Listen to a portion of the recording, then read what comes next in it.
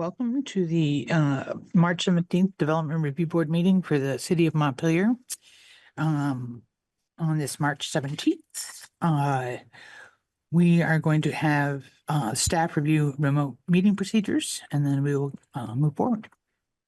All right, so I'm going to share my screen. And the share screen is more for people who might be watching via Orca Media, but there will be some bits of information for people who are on remotely already as well.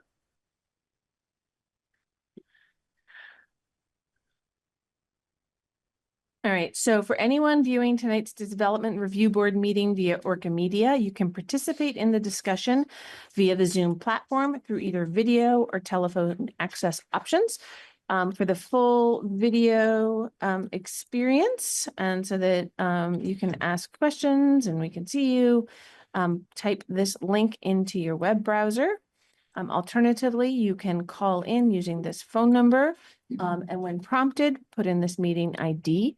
And under either one of those options, I will get a notification that you want to get into the meeting and be able to let you in.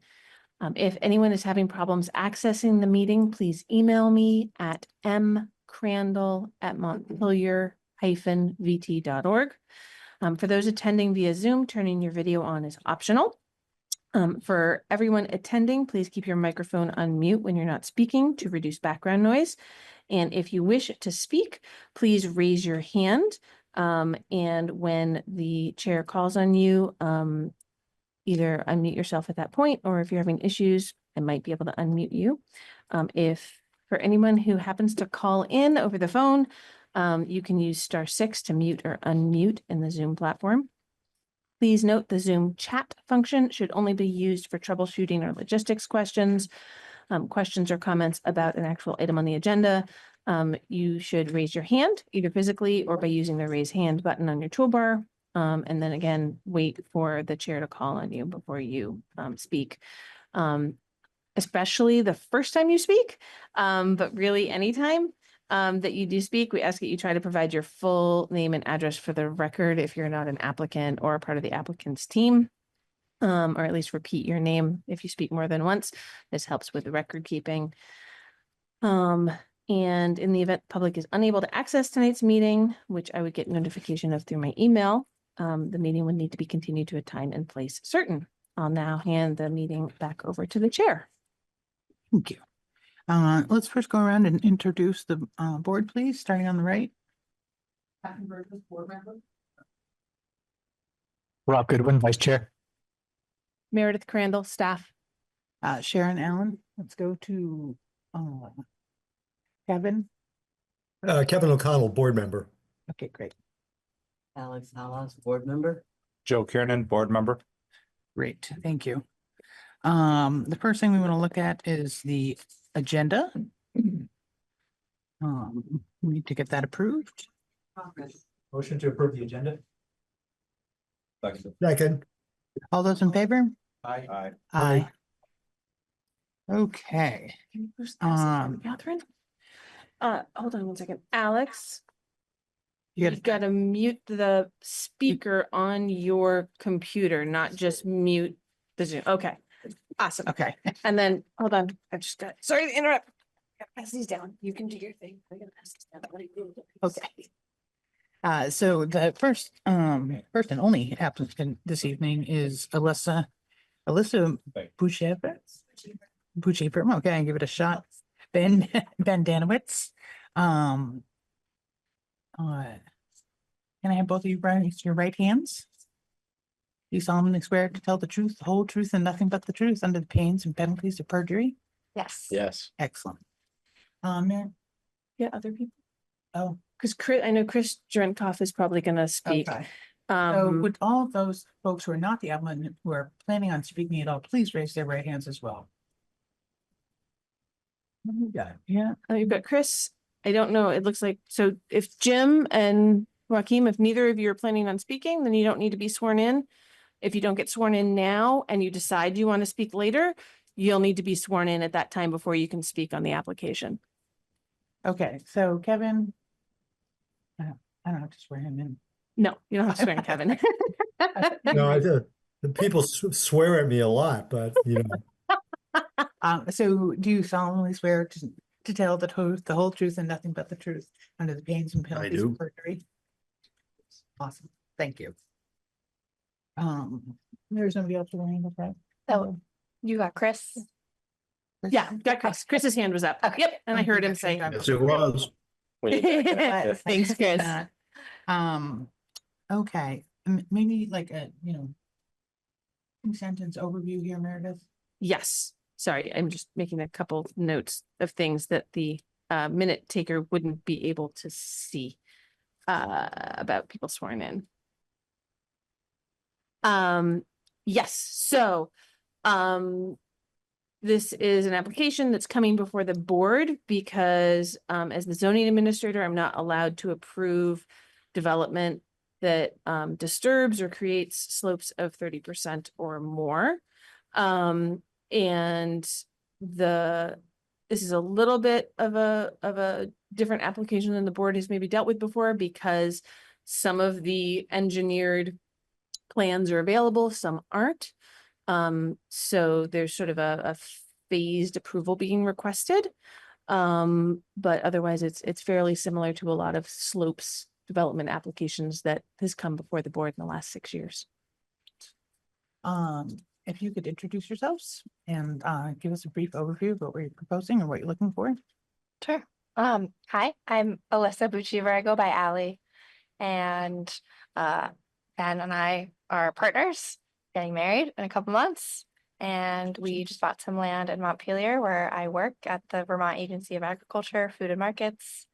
I'm a farmer turned non-farmer, and excited to build a house. I'm Ben Danowitz, and I am a builder and roofer. Those aren't necessarily mutually exclusive. Essentially, with the project, we acknowledge the process, obviously, that most everybody has to go through, but what we're here to do today is to ask for a variance on our progress, just given the greater circumstances that we're in the current market, just in terms of keeping our construction program on schedule, which would then help avoid significant financial setback in the process. So that's kind of what initiated this ask from us to Meredith and in turn everybody else. So Board members had a chance to review the project.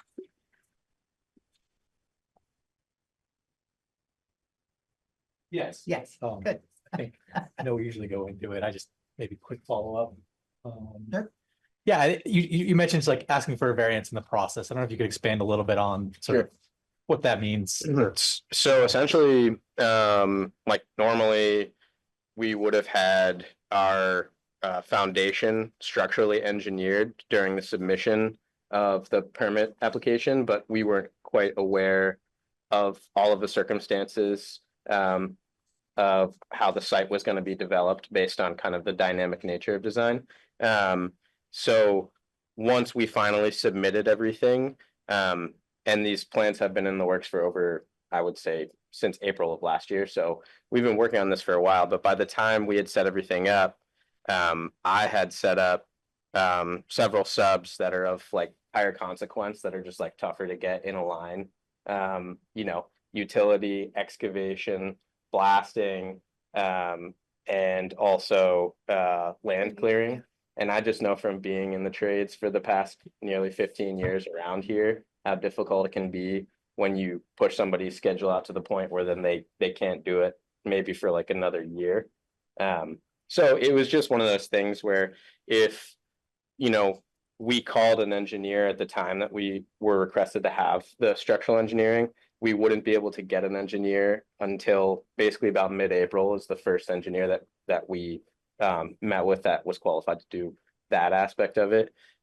So we were just like, oh, based on the the nature of the waiting period and how the process goes, that would basically push the start date of our project out like 2 months later, and those things happen, but I'm just trying to manage as best as possible the timelines as much as I can. So you do have a engineering date set. Yeah, we've gotten an estimate from an engineer in Richmond who said that the only thing that he can't get to it until mid-April, but we said that that would be okay, hopefully, given the time slot. Okay. So a little bit about this lot. So, can you pop up the map? Yeah. I did see a hand from Chris. I don't know if that's Oh, I'm sorry. appropriate at this I'm- point, but Yeah, Chris, go ahead. yeah. I just wanted to make sure what we're asking for is that the board's conditional approval here pending the receipt of that engineered foundation design prior to the actual issuance of the building permit for the house. Just so that the site work and the front end stuff that's time sensitive can get rolling a little sooner than it might if we waited for that all the way for that. It's a single family residence. It's where we've got ledge, and from a design standpoint, there's nothing unusual here. The only unusual thing is for a single family residence having a certified engineered foundation design. So that's the one condition, not a variance in the statutory sense, but a condition of an approval that would allow us to get started a little sooner on the site work. Okay, thank you. So I pulled up the Oh, the first map, yeah. plan. Let me just talk about where everything is on this map quickly. Yeah, who? I'm like, who talked? Yes. So where's the? Hold on one second. Ben or Ally, Yes. can one of you make that zoom window a little smaller with not the furthest right little option, but that one? There, awesome. do you want me to move it at all? I think Like- it's okay. okay. I think it's okay. So in this area over here, things are a little slow. Is where Parkside Drive is. Okay, And the board 2 years ago, in 2023, approved a boundary line adjustment on this land. So originally this drive here all the way up to this back parcel, which is where Ben and Ally are looking to build. This was all one parcel, and this parcel that Bill and Jean Jolly own sort of stopped here along the easement. And in 2023, the board approved a boundary line adjustment to sort of push this line all the way across and make this land part of the Bill and Jean Jolly parcel, so that now instead of that parcel having an easement to get to Parkside Drive, this parcel back here has the easement. So you've seen this, most of you, I think all of you maybe have seen this parcel. very familiar. And so this gray here, and this is showing both parcels, right? Yeah. This gray here is new driveway being added in, goes back here, and here's the single family home. And here's the garage. So most of the slopes work has to do with this house. There's a little bit with the driveway, I think, maybe right in here. But that's the slopes work is why it's here before the board. And so just a reminder, it's just this stuff on this parcel that is before the board. This gives you the full context. But the lower part of the drive closer to Parkside Drive is actually on the Jolly parcel. And so that's separate and won't be coming before you unless We already did. something really weird happens. Yeah.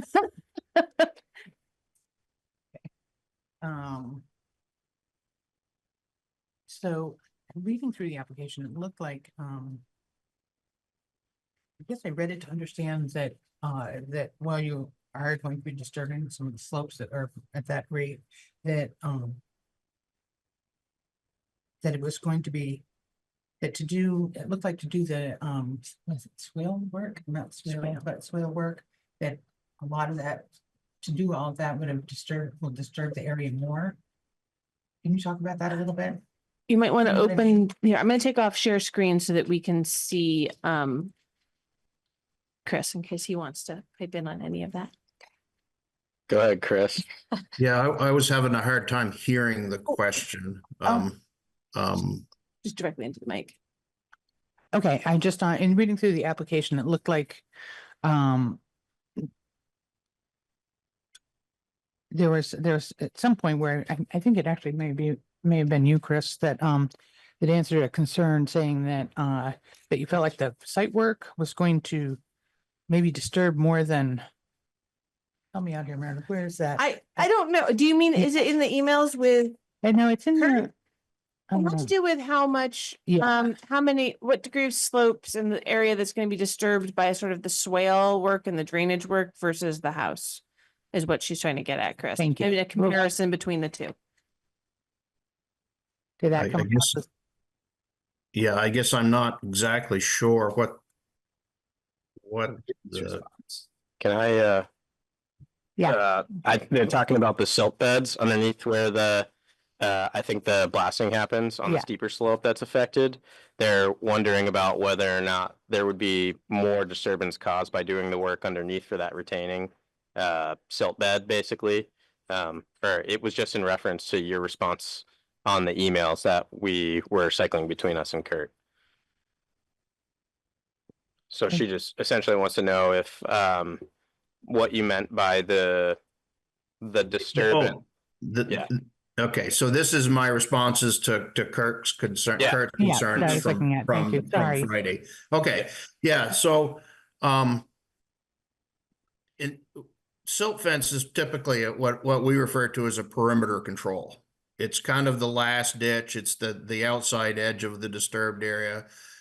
It's something that only gets employed as a sediment catch if what you've been doing on the rest of the site hasn't taken and hasn't been effective.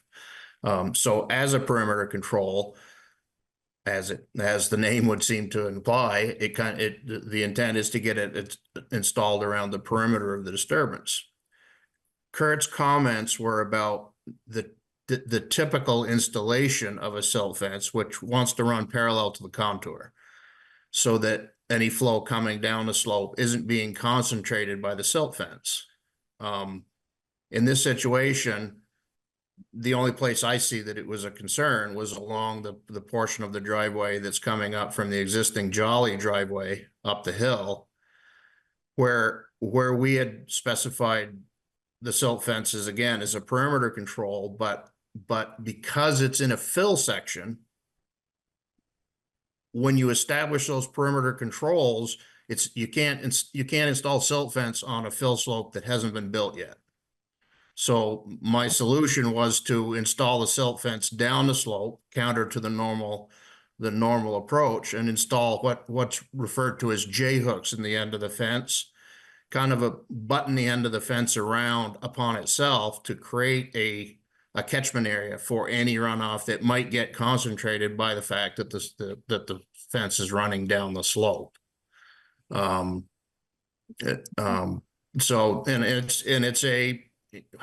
it's a measure that was suggested to me as a solution by one of the people in the state construction stormwater permit program, the state erosion control program. And it's something that's codified in the state manual, erosion control manual. Thank you. I just wanted some clarity on that. Thank you very much. Yeah. Was probably my biggest question. So have you guys gotten the DPW comments? Yeah, from Kurt. Yeah, Yep. Yes. okay. And DPW is where on this? So DPW had sent their comments. Chris replied back. Mhm. And I got those to DPW, and also let them know that the easement was already recorded. Right. I did see that. And I made sure to follow up and ping them this morning just to see if they had any further follow up after getting Chris's comments on Saturday, and they don't have anything. Nope, they haven't Okay. provided anything else, and I made sure they know who's going to the hearing today. So, Okay. if they'd had any more concerns after Chris's responses, they had a window to pipe up. Okay. Other board members, other questions? Are there places you'd particularly like to look at? Yeah, I guess just follow up to the silt fence. Below the proposed house, obviously you're still with this process before the foundation plan and doing some grading. Is a proposal to put silt fence around the perimeter there too? Not just along the driveway? I believe so, yeah. Go ahead, Chris. Yeah, absolutely, absolutely down slope of that. That proposed fill at below the home. Yeah, I mean, and it would be, and I believe it certainly was my intent to show it on the erosion control plan and every location where it was applicable. There's obviously on the upslope side above the disturbances, it's not applicable. But certainly silt fence on the downslope sides. Great. And then, as you said, it's the perimeter controls, so it's the last line of, defense. Could you describe a little bit what's going on above there on site, best practices before the silt fence? Yeah, I mean, obviously, as I said in my cover letter, the key to everything is execution on the behalf of by the site guy, the guy that's doing the work. But ultimately, the stabilization, Kirk's has asked that we amend the plan to require the installation of the erosion control blankets that we'll be installing on all slopes in excess of 3-on-1 per the state standard. Kirk would like to see those blankets installed within 7 days of the final shaping of the disturbance. Currently, the plan specifies 15 days, which is the norm under the state rules. But 7 days is certainly doable, and if that's what DPW feels is appropriate, no problem. The final plans that we will amend the notes to reflect the 7 days. But it's erosion blanket installed on everything on all proposed slopes over 3-to-1. The maximum grade of anything out there, exclusive of areas we believe are going to be a blasted ledge face, is a 2-on-1, the maximum proposed grade, which is a standard engineering practice. A 2-on-1 slope is pretty standard fare. We do expect there to be there's obvious rock, ledge showing, bedrock showing, so there will most likely be some blasting. The amount of which we won't really know until the clearing's done and they can get a drilling rig out there on site to do some probing to know how much. But we do anticipate that the house will be, and both structures will be setting right in a blasted stable hole on Mother Earth bedrock.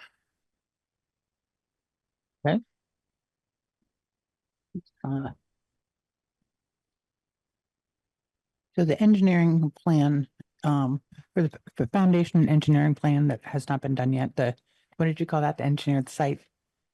The site plan. I'm sorry. For the house?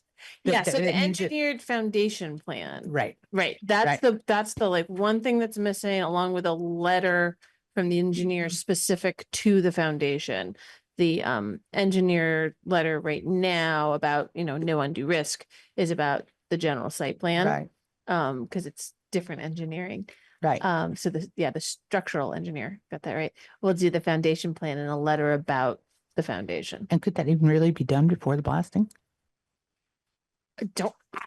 I'm not an engineer. No, I mean, that is a question that I have. The design, right? Yeah. It's not the design. Go ahead. Oh, I was gonna say that I don't know that it needs to be done before the blasting. It needs to be done prior to issuance of a building permit, but I guess I distinguish, your site plan approval from Meredith's building permit approval, as two independent phases of the same project. Yeah, my question was really the other way around there. That could you actually do that second engineering plan if you haven't already done the blasting? Like I would think you would need that information before you made a plan. So I was just wondering if that was true. Let me see. What else do we have here that we need to worry about with this?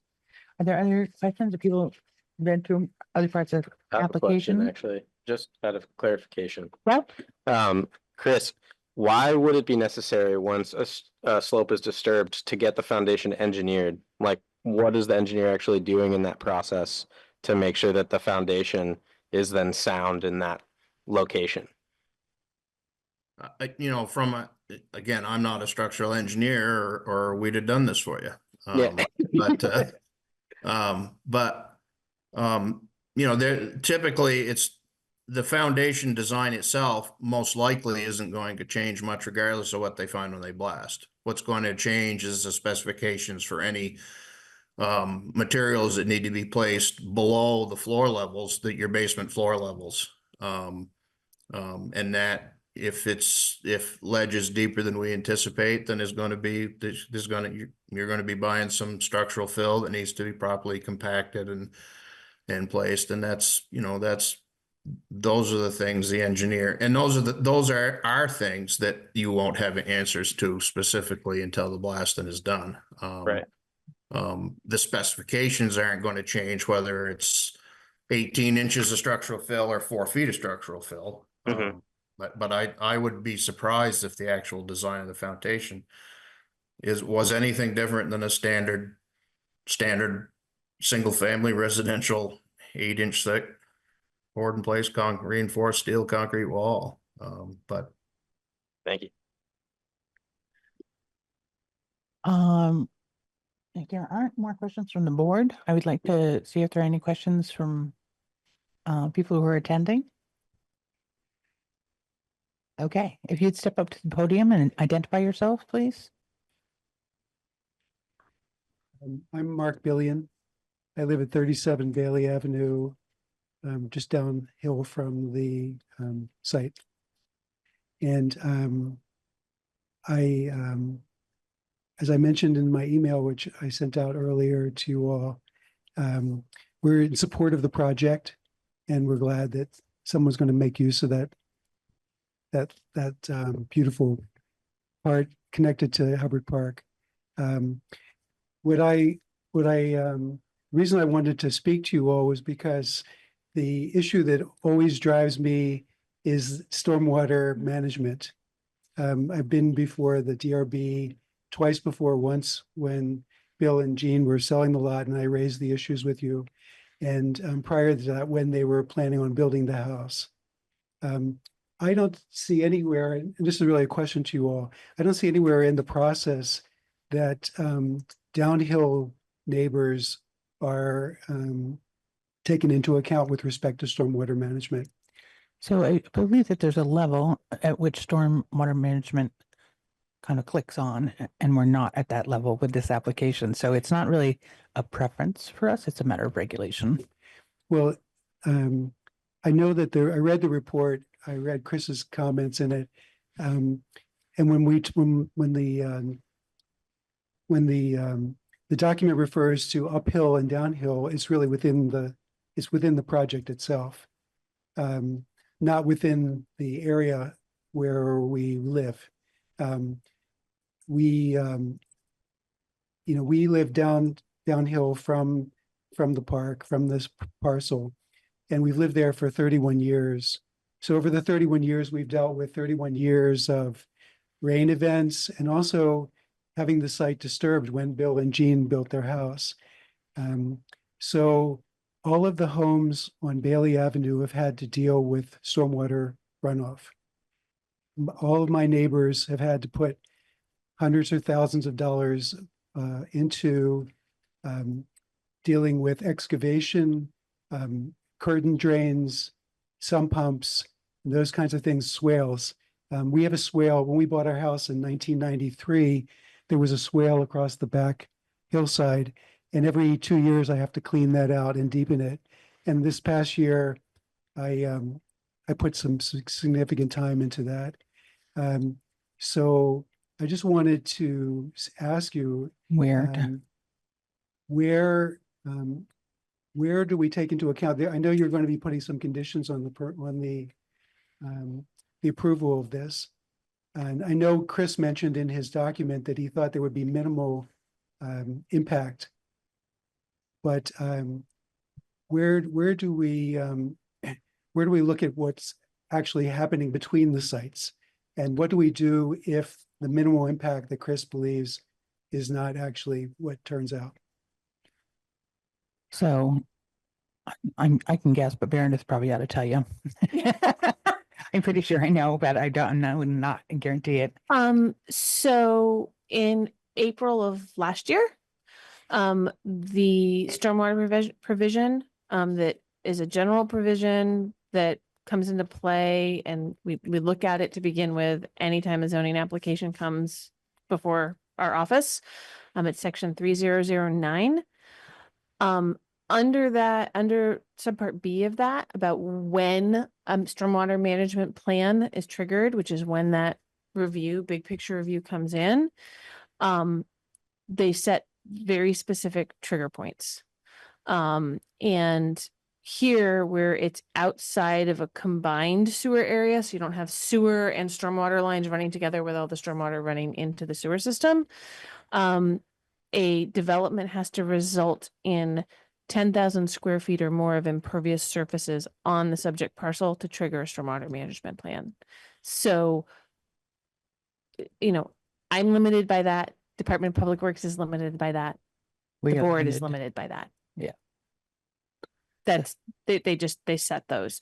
If this were in a place where you had combined sewer and stormwater systems that were city systems, then the trigger point is 5,000 square feet. So at that point, yes, they would have had to come in with a full stormwater management plan that's approvable by the Department of Public Works. And there's set standards for that. These are the standards we're working with right now. This is sort of an interim point because there's been, they're trying to do a stormwater utility throughout the city. But we had to, this at least gives us something a little more definitive to be able to know when and where to impose that extra standard on projects. We didn't have that before.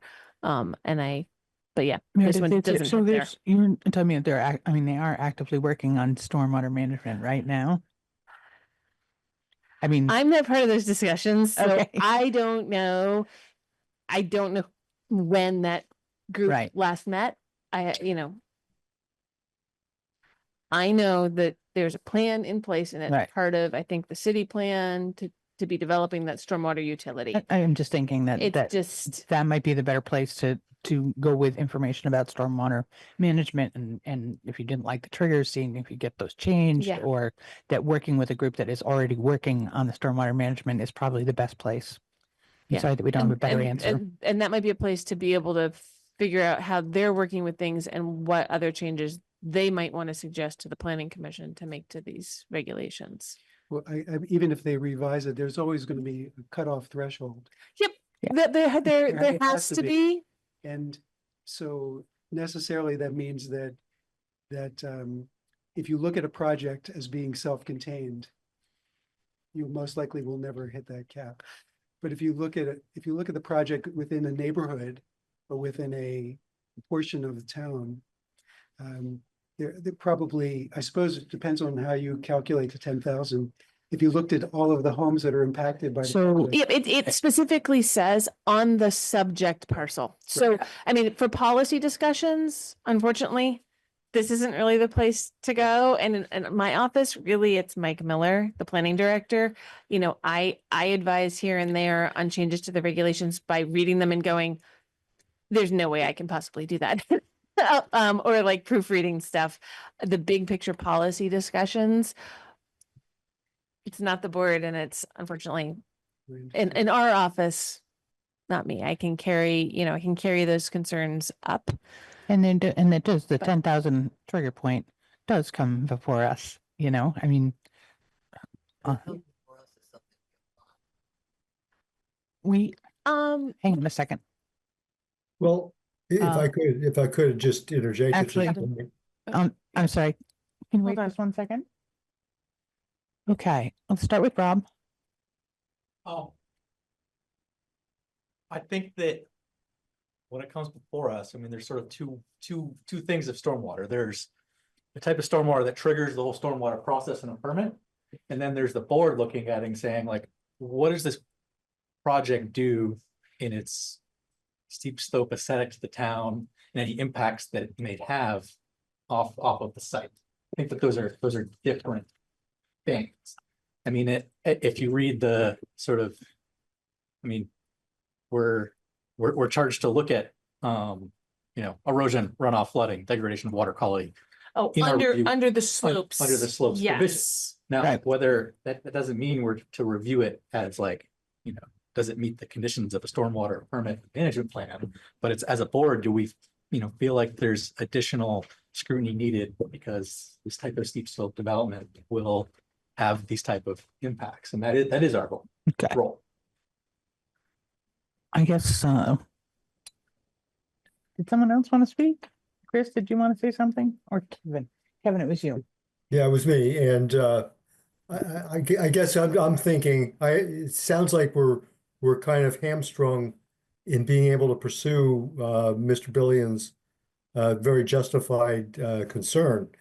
And I'm just wondering how we can advise the Mr. Billion or anybody else in that area for relief from that. I mean, it's the steep slopes create a situation for stormwater concern, through that whole neighborhood. And it strikes me as a little disingenuous to just say, well, we can't do anything about it. I understand we probably can't, but we at least need to get this channeled in the right direction. I definitely, I mean, I don't think we're trying to be disingenuous. Well, I'm sorry, that was a bad choice of words. Good. I guess I feel like the thing that you're looking for is a more neighborhood-wide look at things, like a bigger area. Then I feel like we really have the right to go in on here as on this application. I guess I do feel like that. Well, actually, I wasn't asking for that, although in a general sense, at some point, I do agree with you. But within the scope of the project, Chris has done an analysis of what he believes the runoff will be before and after the project. And you're going to approve his recommendation. And if it turns out that there is greater runoff than what Chris believes, or just would like to have some Recourse. place to come Yeah. back to ask for your help. I'm sure that Ben and Ally are going to do everything they can to make sure the house that they're good neighbors and that they don't Right. impact that. But as Chris said, the quality of any plan is dependent upon how it's executed. Mhm. And as contractors, I was a contractor, and as Ben as a contractor, we know that sometimes corners are cut. So I just wanted to Well, I mean, the plan that, hang on 1 second, the plan that will receive conditional approval or whatever, will have that stated in it, that this is the expected amount. So that's approved, and if it is different than that, then I think you have the ability to come back here and to. I'm sorry, Meredith. You have to go, you can go back to Meredith and say, look, this is not what was agreed, this is what the board signed off on. And this is what's happening, and it's different. And I would hope that you could probably get it resolved before you got to Meredith, but, So can I just throw a little something into Sure. the mix? So I've actually had to deal with stormwater issues, like 3 or 4 different enforcement issues I'm related to sure. stormwater over the last couple of years. And so trying to say, hey, this is more stormwater flow runoff than somebody predicted with our current environment is a little hard. If there are specific design features that have either like noticeably have failed and so are no longer in place anymore, or weren't constructed in the way that a design shows it as, that is something that is a lot easier to enforce. So I'm just gonna throw that out there because I've had some where I'm like, they built it as the plan said it would. We can't control Mother Nature. If Mother Nature is just dumping more water than it was designed mean, I for, but think- that was the best engineering standard there was at the time. So I'm just throwing that out there. Well, I think we're all really aware that Mother Nature has dumped a whole bunch of water on us lately, so. So, but that is the proposed design and the features of that become part of the permit, whether they are an explicit DRB condition or not, right? It's part of the application. And so a failure for it to then be constructed as it was said it would be constructed is potentially a violation of the zoning permit and something that comes back through me to then enforce on as best I can within my limited range of options. Let's, I just also wanted to say on the topic of expertise and so forth, I think that I also have a unique advantage being in the trades, just to give you a little peace of mind. But having been in the trades for a decade and a half around here, I've created enough connections and vetted enough subs that right now we have the team of subs that I really want to use because of the quality and because I know I can trust them to get it done right. I've been on many jobs with them at the helm, and they're the best that we have. If I was to miss the mark and not be able to use them, I wouldn't be able to confidently say that to you. But that's also part of the reason why I'm fighting so hard to keep this window, because I do have a team of really good guys right now. okay, thank you. Chris, did you have your hand up? Yeah, I just wanted to reiterate what I'd said in the cover letter. Because we weren't under the section of the ordinance that requires the detailed pre and post development analysis, we haven't done a detailed hydraulic analysis of the site. It's not something the ordinance required. My comments are based on a couple of things that one, we haven't altered the routing, the natural routing. We haven't taken water from one side of the hill and dumped it onto the other. We haven't altered the routing, and I think that. Oh, no, that's the projector. They're still there. The Okay. projector sort of reset. sorry, You're just- fine, Chris. no, Sorry, no, it's just the okay. screen Okay. that everybody else can see sort of went blue and blank for a minute. You're back on. You're good. Okay, yeah, and again, my comments, we're doing some attenuating any concentrated flows up within the footprint, the disturbed footprint, and the reality is that given what is observably very shallow soils, a lot of ledge sticking up, and the slopes, that I wouldn't anticipate that our altering of those surfaces in the flatter areas where we're primarily working would have any significant change to discharge rates. But I don't have a detailed model to say that specifically, again, because the ordinance didn't require us to do so. So I just wanted to be clear that and I've stated as much in the cover letter that that there is no detailed hydraulic model of this site. Okay. All right, thank you very much. If I make, this is sort of a bigger picture comment back to Meredith's point earlier around levers in the process. I think the Office of Resilience is setting up these like kind of block groups around it's like community engagement around issues for preparedness for weather events. So that could also be a good, if there isn't one for Bailey Avenue already, that could be a vehicle to have multiple neighbors give input around like what is and isn't working on runoff. So that's definitely beyond the purview of like this project, but that could be good strategy to get ideas further than you might as an individual. Thank you. Thank you so much. You're welcome.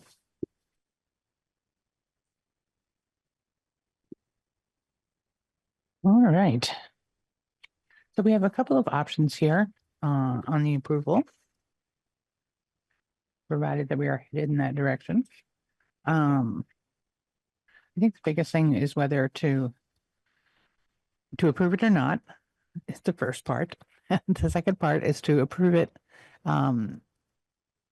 pending DPW approval and I'm gonna get it wrong again, the engineered house basement plan.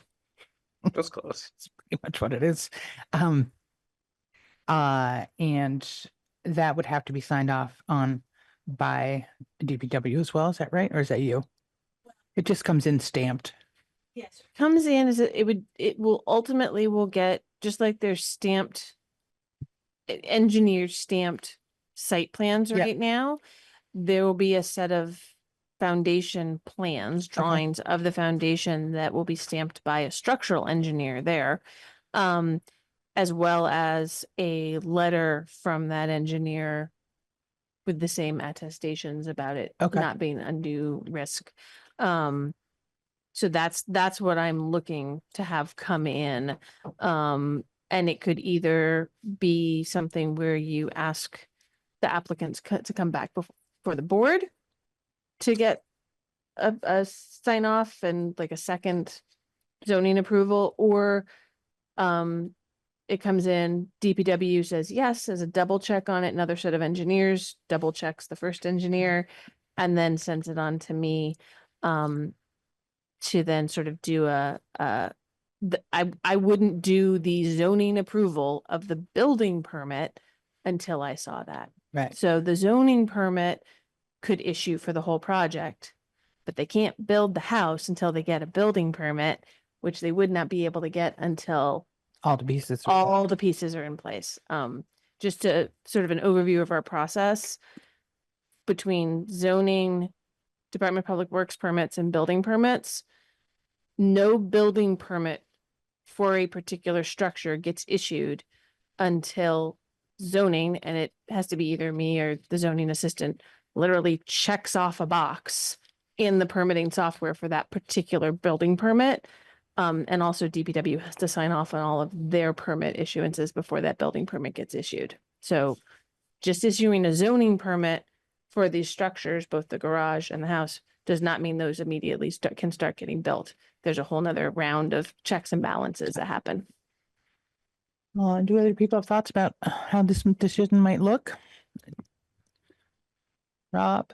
I don't have any concerns about the foundation plan, waiting that portion of it. Yeah. You want to see it come back to the board? I don't feel that it needs to come back to the board. I think that the zoning department and public works combined can give approval. Okay. I have a little reservations about our angle so far on, erosion control. I think, I don't know, we'll think about that for a couple more minutes. Erosion control or stormwater? Stormwater, Okay, right, not okay. not the permit, not the stormwater permitting. Just, I think I'm reading the steep slopes revision, and it's just our duty to make sure that, this steep slopes is not causing any undue erosion, floating curl, water quality off the site, and just to make sure that we've checked the box there. I think we have, but I'm just thinking about it for a second. Comment, just building off what Meredith said. So to confirm you're talking through the process here, and with things potentially coming back to both zoning and public works, there is like some degree of risk for the applicant there, in that, the permit may not be issued at that time, depending on whether the requirements are met. Yeah, I mean, it depending on how, so if the DRB gives conditional approval and then I issue my zoning permit, they'll definitely be able to start work on the site work. That is not a structure that requires a building permit. Depending on how you did the condition, right? You could say, yes, you can build the garage because that's not on steep slopes. You can't build, you can't build the primary structure till those foundation plans come in. If for some reason their, structural engineer falls through, or the, DPW and the structural engineer can't agree, that building permit won't get issued. And theoretically, the time limit on the zoning permit could run out and they'd have to come back with like an alternate design or something. But I haven't seen that happen in the 6 years I've been here, except for I've seen one project where the engineering is what ended up becoming too costly and something that the board approved on steep slopes then didn't get built.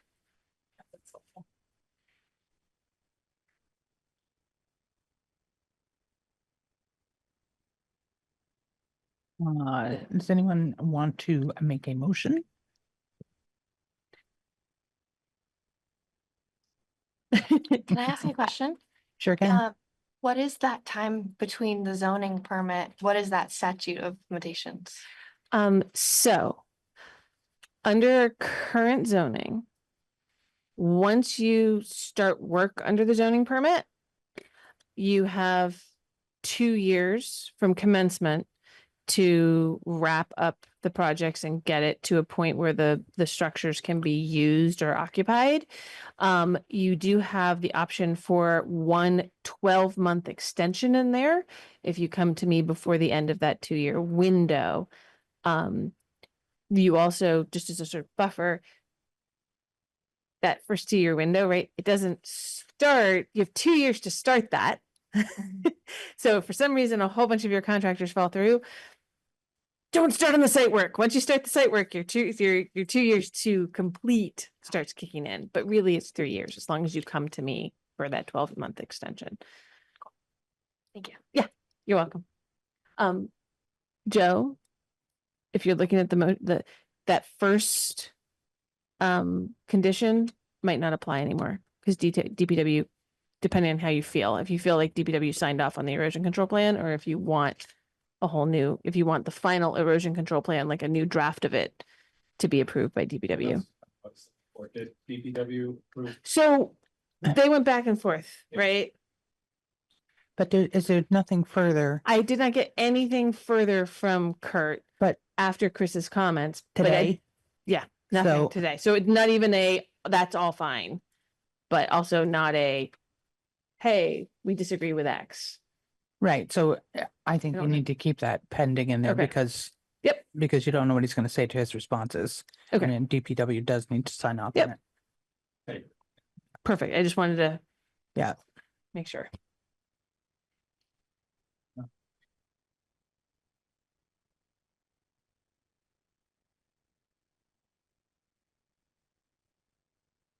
guess my only real concern is, so you have an engineer lined up to do the foundation plan. Yes, we do. Yep. Okay. I forget what his last name, but he's out of Richmond. He's used by most of the building outfits there. Okay, and he's assured you that it can. Yeah. And you have a price on that and everything. Yeah. I guess my concern would be that something were to happen and then there's a hole up there. Yeah. That's not being filled. Right. For a long time. It would suck for us too. Yeah, I understand that. That's the worst case scenario for everyone. Right. Trying to think of any way that there's not really much we can do about that. The engineer says he can do it. Do you have any correspondence with him? Yeah, I do. Yeah, I can show you the estimate that he's given me, and I can get a backup estimate from another engineer just to have it in the back pocket in case. He was the quickest and the most well-known and well-recommended one, Mhm. so we went with him, and that's the soonest we could get as well. Okay. But yeah, I can find other people too, just to get in line. I guess for the purposes of this meeting, I don't need to see it now, but if you could, can you include that information as Okay, so you want to make that, just to show that the engineer is lined up? Yeah. It's sort of it's almost like a surety that the project will go forward for Yeah, the for the board. record. Yeah. Sure, you can include that as a condition that he supplies that Okay. to me before the So- zoning permit is issued. I don't think it needs a second estimate. You don't have a second estimate, you said? I don't at this Okay, point, no. all right. I don't think you need one. Just- Okay, yeah, but I'm happy to as well, and we will, continue to look for engineers in that 2-year window until we get somebody that, until we either fix the design to the point where it's gonna comply or, so I just want you to be assured that we wouldn't just rest with holes in the ground. So that seems like it's option B there Yeah. with an additional condition.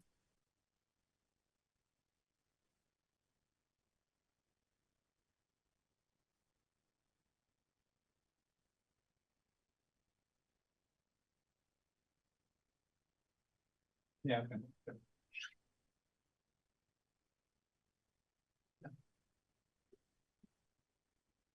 Okay, so somebody want to read that?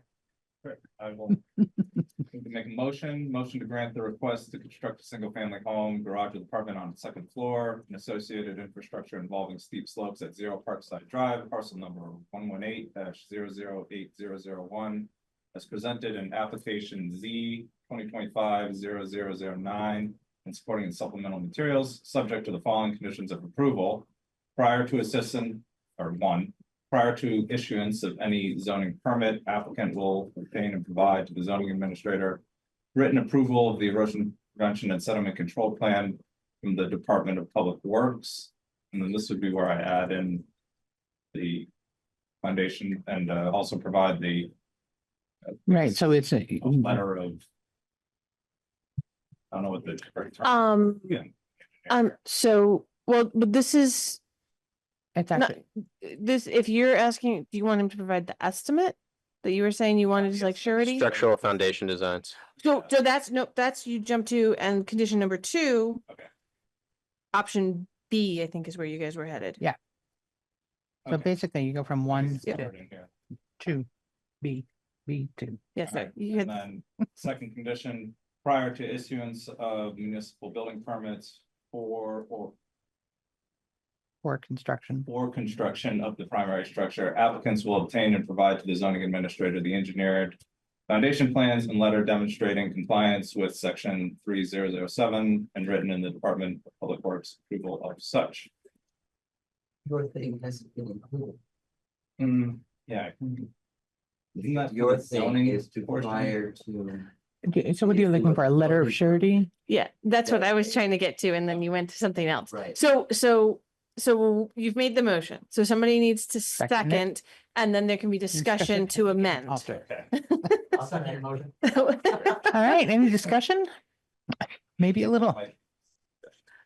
I don't think anybody's interested in opposing the intent of what you wanted. I just think it's not in the motion. Yeah, so Yeah. yours was to get the engineered. I just don't know quote? exactly what I'm asking for. I don't really need the estimate, but just like some kind of, not proof, but like some correspondence between you and the engineer that he's lined up to do the work and available. I mean, So the I'd like best the thing we have is the contract. estimate. Yeah. or Okay, the on the estimate. we'll Estimate or suffice it. contract. So, so the current motion should be amended by the language. And it should be before. Issuance of the zoning permit. Yeah, should be- Yes. yes, Yeah. so condition number 1. So should be applicant will obtain and provide to the zoning administrator A, written approval of the EPSC plan from the Department of Public Works, and B, a Contract or estimate. contract Documentation of the agreement with. or structural estimate. Building foundation.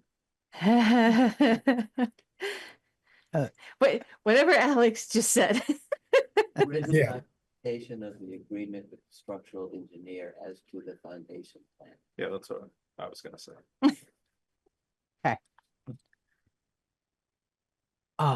I guess, No are tax. people clear on what that said? Does everybody understand what the conditions are? If I may say in my own words, just you can correct me if I'm wrong. Yeah, I think that might be good. Before the zoning permit, we need approval from DPW and an issuance of the estimate to you. And then before the, sorry, yep, to Meredith, and all things to Meredith. And then before the issuance of the building permit, we need the structural designs Yeah. to be submitted. The foundation design, yeah. Yeah, I think I've got the words of the actual motion that were made though. Okay. So that's good. All right. But yes, and it's the building permit of just the house. Oh, just the Okay, house. the one they went with was just the house, construction of the primary structure, right? Yeah.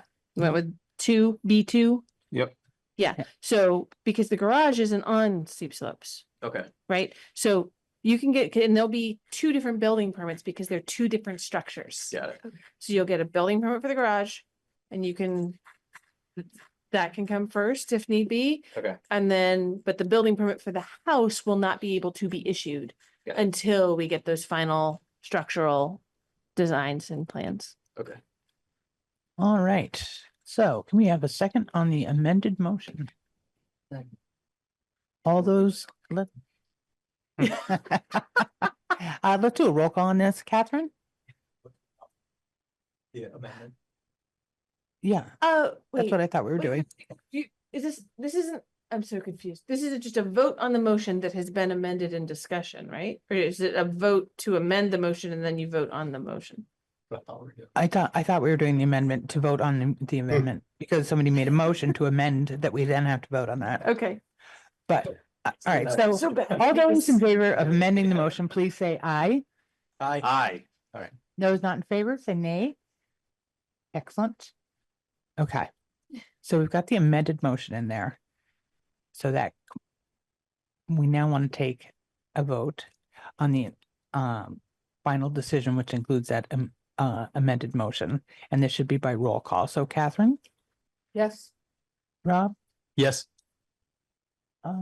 Kevin, Yes. And Brian's on now. Brian came on. Brian, are you there? Yeah, hi, yes. Okay, great, thank you. Alex? Yes. Yes. And yes. Thank you very much. Thank you very much. We worked through that one. So the official decision is not until the signed written decision. That will be when the appeal period starts. And so we'll get cracking on that as soon as we can. And as soon as we have that, because of the way this all worked out, the written decision, when that's issued, the same day we'll also issue the zoning permit. Or assuming that you get me those items that I need, Yeah. right? Can that just So- be a forwarded email or like a forwarded invoice? So the way this was written, I Okay. think, guys, can we pause for a minute just so I can update the applicants? So Don't I ask one think thing. that Chris will ultimately need to just do amendments to the erosion control plan for your parcel. And run that by and get DPW sign off. DPW sign off can be an email, so just feel free to keep me copied on that transfer of plans back and forth. And then, yeah, get me the estimate. So I need those two things. You can work on those now. You don't need to wait for the written decision for those. And then, yeah, once I have those, and we'll be working on the written decision while you're working on that. Excellent. Okay? Thanks very much. Have a Thank good you, night. guys. Sorry. Thank you all very much. Thank you, Thank- folks. Thank you so much. Thank you. Thank you, Chris. Thanks, Chris. Okay, our next agenda item. The next item on our agenda is review of the minutes. Have you guys, did you review the minutes? I'll make a motion to, I'll make a motion to approve the minutes from March the 3rd. We're still, could you guys take the conversation out in the hallway? Because we're still trying to do business. Thank you. Did you Thank get you, that? Kevin. Okay, yep. All right, so there's a motion. You second, Joe seconded. All those in favor, please say aye. Aye. Great, we got that done. So my understanding is we have a bunch of projects coming on April 7th. Yes. April 7th. I had another application coming on Friday, so we have 4 applications on April Are they all 7th. sketch plan for review? 3 are sketch plan subdivision review, all of which have some idea of what they're planning to do. Some have very definitive ideas of what they're planning to do. It's nothing we've seen before. I Nope, mean, it's all sketch plan. It's all new, yeah, It's okay. all new. I will, the pending applications I will try and update that pending applications page soon with the applications and send you a fresh link so that you guys can get some previews on those. Because in addition to those 3 sketch plans, we also have an application from the state on a project on their liquor control board offices out on Green Mountain Drive. So I will email everybody when I've got those applications posted for you guys to be able to just take a preview of. Meredith, can you just tell us in the most general way what that application is? going to Emergency be? shelter, Excuse me? an emergency shelter. Okay, I thought so. It just, Yep. yep. And so that public hearing notice will go out tomorrow for Okay. that meeting. Oh. And I'll get those applications linked so you guys can see them. Meredith, are you also going to check into a different space on the Yes. potential for a lot of, Yeah, I've got to company? do some very quick work tomorrow because the public hearing notices have to go out tomorrow. But because we are very limited on space, I might need to see if we can move our meeting to a different room. City council is sometimes meeting in the senior center and sometimes meeting at the high school.